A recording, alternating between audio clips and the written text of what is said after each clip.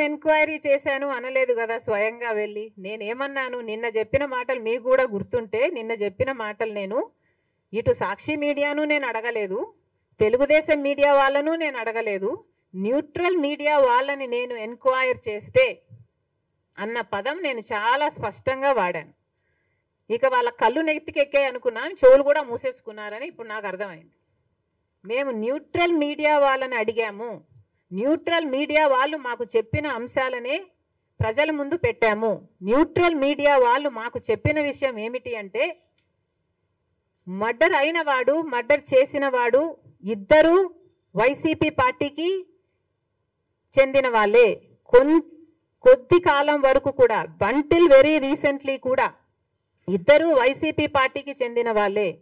ఇద్దరు వైసీపీ పార్టీలో ఉన్నప్పుడే వీళ్ళిద్దరికీ విభేదాలు ఉన్నాయి. వైసీపీ పార్టీలో ఉన్నప్పుడే ఒకరి మీద ఒకరు కేసులు పెట్టుకున్నారు.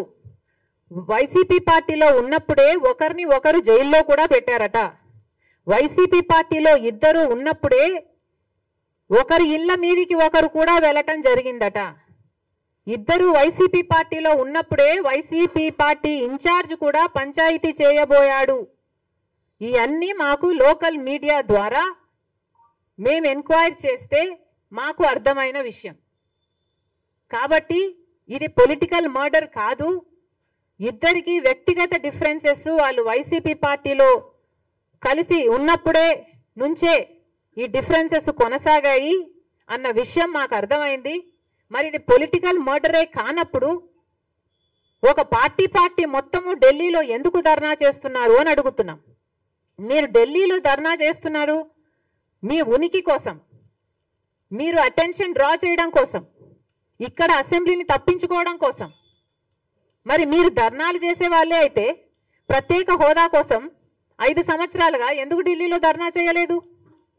మీరు ధర్నాలు చేసే వాళ్ళే అయితే పోలవరం కోసం ఎందుకు ధర్నాలు చేయలేదు? కడప స్టీల్ ఫ్యాక్టరీ సొంత నియోజకవర్గం కదా, మరి దానికోసం ఎందుకు ధర్నాలు చేయలేదు?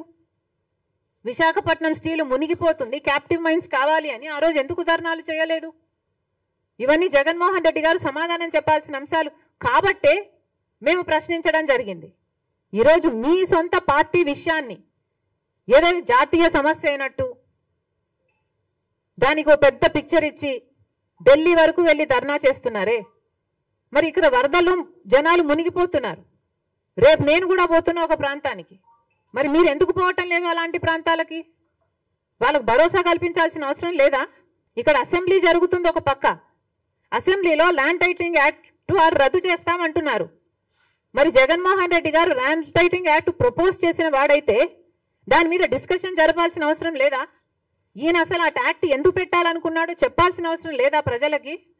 ఇది ప్రజాస్వామ్యమేనా? జగన్మోహన్ రెడ్డి గారికి గుర్తుందా?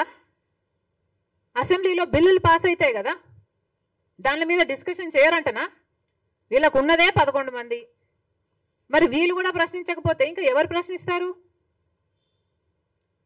ఇది ప్రజల సమస్య కాబట్టి, ప్రజలు ఎన్నుకున్న వాళ్ళు వీళ్ళు కాబట్టి మేము దీని గురించి మాట్లాడడం జరిగింది. ఆ మాత్రం అర్థం చేసుకునే ఇంగితం వాళ్ళకి లేకపోతే ఇంకా వాళ్ళని ఇంకా ఎవడు బాగు చేయలేరు, పతనం అయిపోయారు.